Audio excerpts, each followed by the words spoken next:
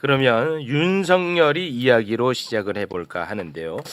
이 김계리 변호사 때문에 네. 이 화가 더 많이 납니다. 윤석열이의 인권이 심각하게 침해되고 있다. 그리고 생존 위협받고. 그러니까 나는 이러니까 내가 못 견디는 거예요. 네. 그것 좀 잠깐 말씀 부탁드립니다. 본인의 유튜브 채널에서요, 윤석열이 빠듯한 재판 일정 때문에 제대로 된 식사를 할 수 있는 날은 사실상 주말밖에 없는 지금 상황이다. 그래서 생존이 힘들다고 주장을 했습니다. 그러니까 왜 이런 상황으로 얘기를 했냐면, 그러니까 예를 들어서 7시쯤에 이제 출정 준비를 마치기 위해서 6시에 기상을 한다고 합니다. 그러면 제대로 된 아침 식사도 하지 못한 채 점심 시간에는 뭐 컵라면, 건빵으로 점심을 했다. 뭐 이렇게 주장을 한다는 거고요. 야, 맛있겠다. 구치소 솔직히 맛있지 않나 저거? 맛있어. 굉장히 맛있죠. 네, 저 엄마가 못 먹게 해서 그렇지 맛있어. 구치소 저녁 식사가 오후 4시 반 정도면 종료가 되는데 윤석열이 앞으로 주 4회 진행될 모든 재판에 출정을 하고 여기에 더해서 특검 조사까지 출석을 하게 되면은 안 나오잖아. 제대로 된 식사를 할 수 없다. 그래서 제대로 된 식사는 주말밖에 못 한다. 이거는 인권 침해다. 뭐 이런 주장을 하고 있습니다. 근데 실제로 뭐 나가지도 않지만 네. 나갔을 때는 보통 재소자보다 더 비싼 거 먹고 그랬잖아요. 네. 그 이제 헌재에 네, 탄핵 도시락. 심판 받으러 갔을 때 도시락 12,000원짜리를 그 5분 정도 걸리는 네. 그 교도관이 또 사다 줬더라고요. 보니까. 그러니까. 예. 그러니까 지금 인권 유린이 아니라 너무 심각한 특혜를 누려서 우리가 분노하고 있지 않습니까? 네. 특히나 그 김현우 서울구치. 구치소장 일 당시 그때 특혜가 너무 심했습니다. 특히 1차 구속 당시에 강희구 부속실장한테 휴대전화도 받고 맞아요. 대통령실 직원 와가지고 국정 지시하고 난리도 아니었지 않습니까? 그런 얘기를 많이 했는데 야 여기서 끝이 아니었습니다. 엄청난 소식이 MBC를 통해서 나왔는데 교도관들 있죠. 교도관들. 네. 교도관들을 24시간 심부름꾼처럼 부렸다라는 이야기가 나왔습니다. 요거 좀 정리 좀 부탁드리겠습니다. 그러니까 일단 김현우 안양교도상이죠. 지금 그때 서울구치소장으로 있을 때 네. 사실상 윤석열에게 24시간 누구든 접견할 수 있도록 허용도 했고요. 그리고 시간의 접견은 물론이고 전담 교도관들 7명을 배치를 했다고 합니다.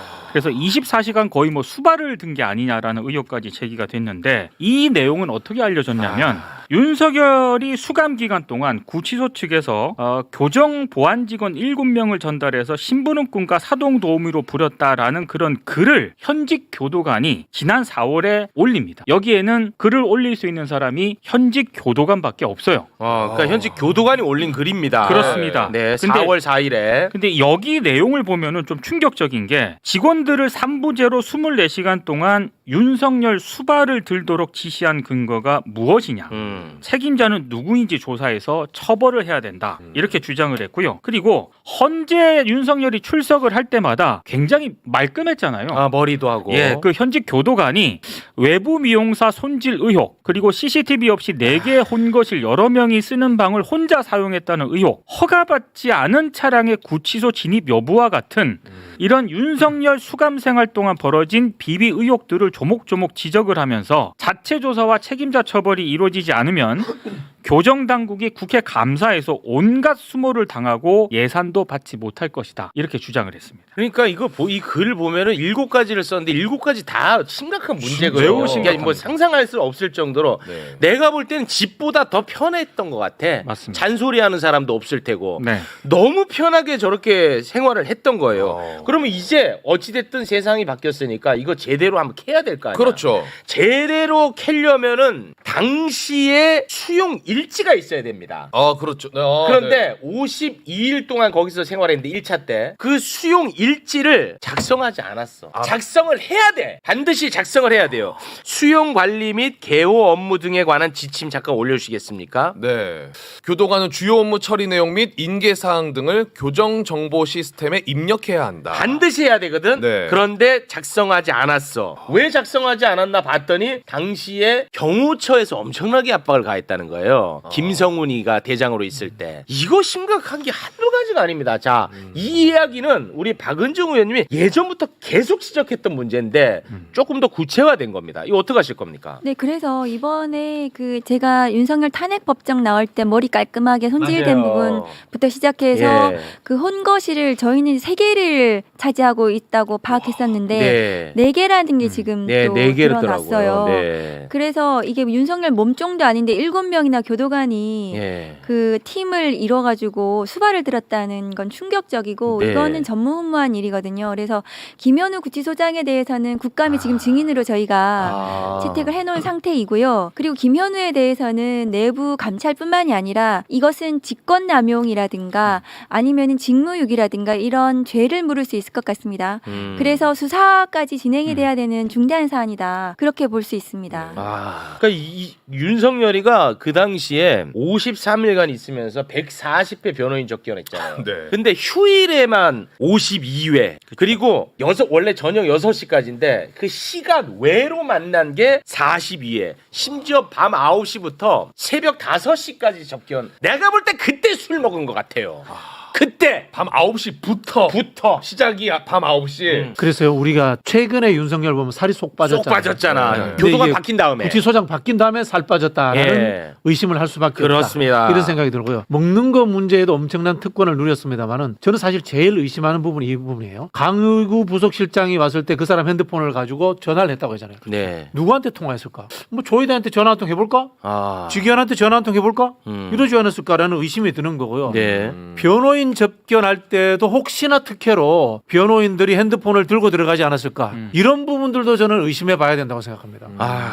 실제 우리 영화 중에 프리즌이라는 영화가 있어요. 한석규가 주인공으로 나오는데 네. 뭐 음식 특혜 거기서 권력을 누리는 특혜도 있지만 가장 중요한 것은 내부에서 핸드폰을 쓰더라고요. 맞아요. 핸드폰을 쓰면서 온갖 것들을 다 조정합니다. 그런 일들이 있지 않았을 거라고 우리가 단정할 수 없어요. 그래서 저는 그런 부분에 대해서 한번 의심해 봐야 된다고 봐요. 이거는 윤석열이 문제가 아니라 저는 김현우가 매우 심각한 구치소장 문제예요. 문제예요.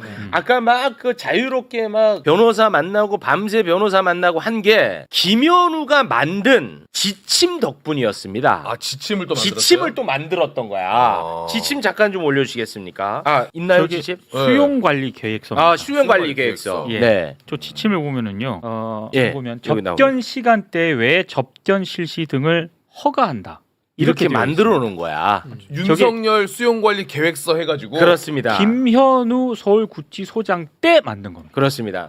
김현우 고발 안 하셨죠? 김현우에 대해서는 이미 1차 고발 및 재고발장까지 들어가 있는 상태이고 지금 재고발장까지. 고발인 조사가 곧 이루어지는 상황인데 네. 오늘 이 사건을 접하면서 수발 네, 수발입니다. 네. 이 부분은 분명히 지시했습니다.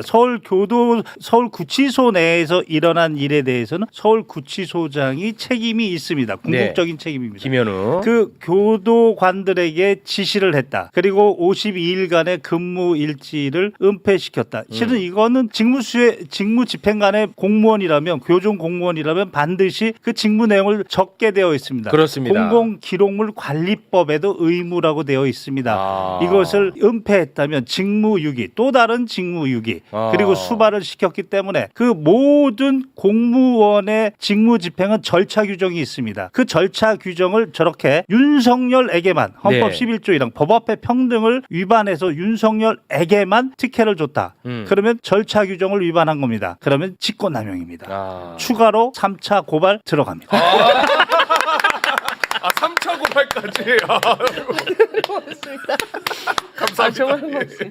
아마 이제 이 김현우 구치소장이 살던 제가 살던 이제 둘 중 하나는 이제 끝장을 봐야 될 것 같습니다. 이제 끝장을 봐야 될 때가 왔군요. 이제 그런 사람들이 늘어나고 있습니다. 요즘. 그렇습니까? 그리고 윤석열 그 밥 못 먹어가지고 인권 침해라고 얘기하는데 네. 윤석열 옛날에 변호사 하다가 짜장면 냄새 맡고 그거 좋아가지고 검사 다시 했다는 거거든요. 그 얘기 원래 있었어요. 면 좋아해요. 그리고 컵라면 뭐 먹는 거 좋아할 겁니다. 근데 본인이 밥을 제때 먹고 싶으면 출정에 나가면 돼요. 법정에 나가거나 검찰에 조사를 받으러 가면 딱딱 딱 시간 맞춰가지고 밥을 네. 먹을 수 있습니다. 그렇습니다. 본인이 뭐 제대로 똑바로 그 이랬다 저랬다 하니까 네. 식사 시간이 저렇게 흔들린 겁니다.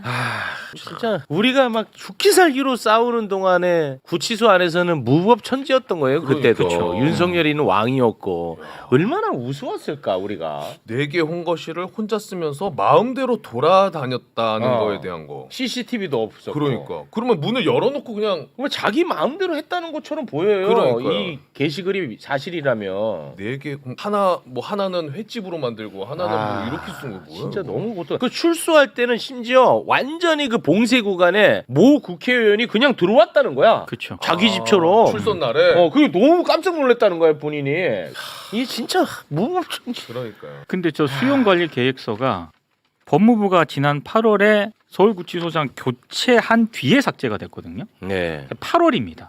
윤석열이 다시 구속이 된 게 7월이거든요. 네. 그러니까 8월에 서울구치소장 교체할 때까지 한 달 동안 윤석열이 다시 들어가고 나서도 한 달 동안은 저거 그대로 지금 유지가 됐다는 거예요. 그렇습니다. 그렇겠네요. 그래서요 7월 며칠에 그러니까 구치소장 바뀌기 마지막 모습이 네. 드러난 게 있었어요. 네. 그때만 해도 원래 윤석열을 우리가 아는 모습 그쵸. 그대로였어. 근데 그 교체되고 우리가 봤을 때 완전히 바뀌어 있었다니까 그렇죠. 사람이. 지금 모습. 에이 여기 있네 그렇지. 요거 내가 찾던 글이 여기 있네. 네. 그래서 일부에서 이제 핑계대는 게 탄핵이 헌재에서 인용됐을 때와를 기점으로 삼았다 이렇게 이야기하는 쪽도 있는데 그게 아니라는 거죠. 그게 아니에요. 결국 구치소장에 누구냐라는 것에 예, 대해서 좌우됐다는 거죠. 그걸로 좌우된 거예요. 네. 다시 한번 사진 좀 부탁드리겠습니다. 이 사진은 우리 김경호 변호사님께 저희가 액자로에 넣어서 드리도록 하겠습니다. 네. 흡족해 하십니다. 흡족해 하십니다. 고맙습니다. 지금 뭐 자극 많이 받으시는 것 같네요. 고맙습니다. 벌써 게이지 올라왔습니다. 올라왔어요. 이러면 어미주까지 금방 가겠다.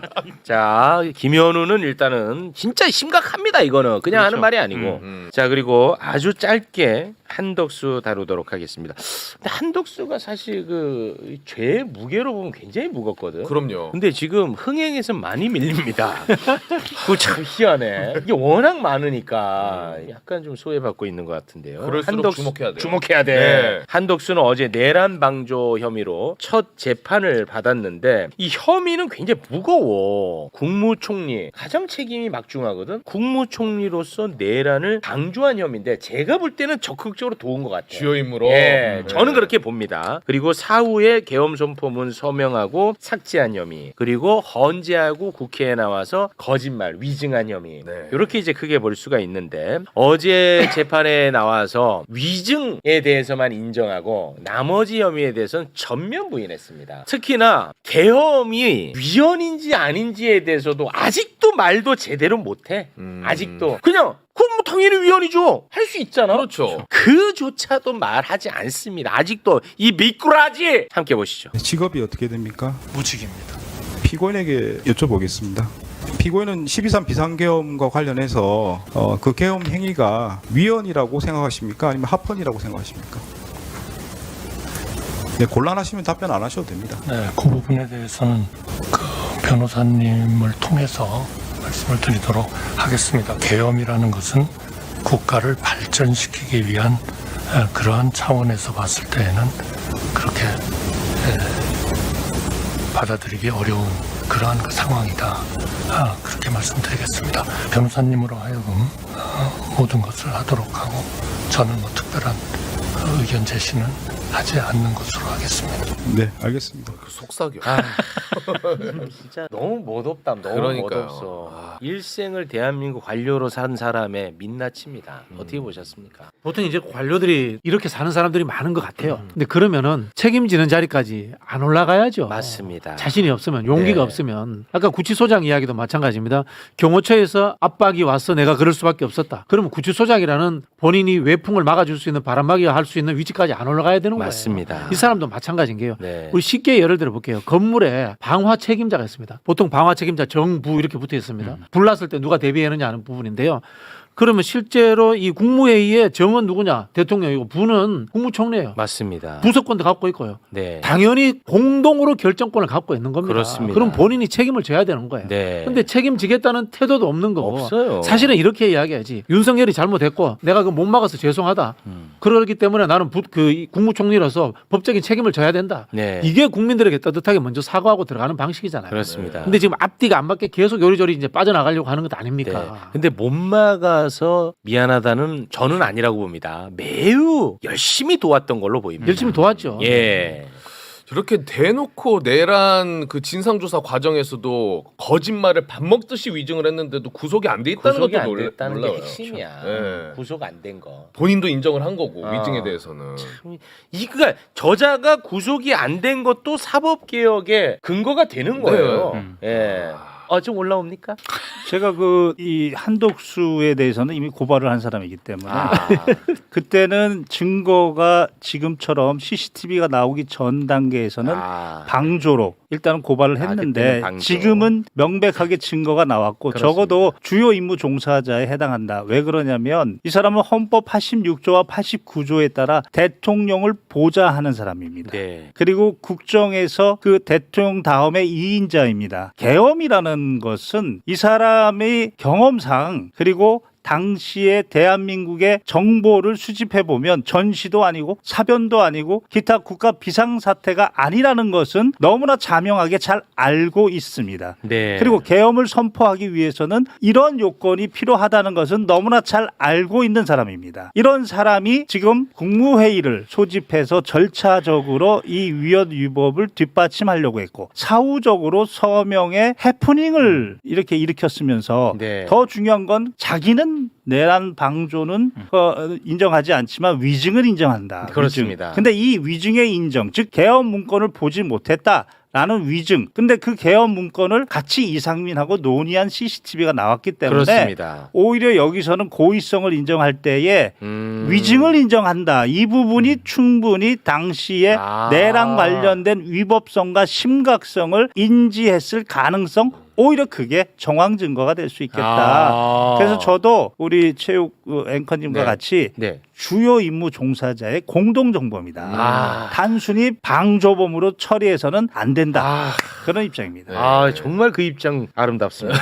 네. 그러니까 지금 한떡수에 대해서 내란 특검에서 수사를 추가적으로 하고 있는지 모르겠는데 한예종 폐쇄와 관련해서 그거는 딱 떨어지는 주요 임무 종사라고 맞습니다. 보여지거든요. 예. 그러니까 한덕수가 지금 이제 계엄의 위헌성에 대해서 답변을 제대로 하지 않는 것은 범행에 대한 전면적인 부인이고 저것은 탄핵 법정에 나와서 했던 증언보다 훨씬 더 후퇴한 범행 부인이거든요. 그래서 아마도 저 내란 방조 저 재판에 대해서도 굉장히 중한 실형이 선고될 가능성이 높다. 실형. 저런 태도를 계속 보이는 한 네. 그렇게 보여지고 그리고 앞으로 그 내란 특검이 공소장 변경을 통해서든 어떻게든 저도 마찬가지로 내란의 주요 임무 종사로 네. 바꿔야 된다. 왜냐하면 한덕수가 저는 윤석열 다음으로는 책임을 져야 된다고 생각하거든요. 맞습니다. 법적으로든 정치적이든 역사적이든 간에 그렇습니다. 한덕수를 제대로 처벌하지 않고는 이 내란에 대한 제대로 된 청산이 이루어지기 어렵다. 맞습니다. 그렇게 생각해요. 네. 한 말씀만. 한 말씀만 더. 불명히 내란 전담 재판부가 통과가 돼서 6개월 내로 1심이 유죄가 되면 한덕수가 내란과 관련돼서 방조범이 됐던 주요 임무 종사자의 공동정범이 됐든 하여튼 유죄가 되면 네. 그 다음에 더 무서운 금융치료가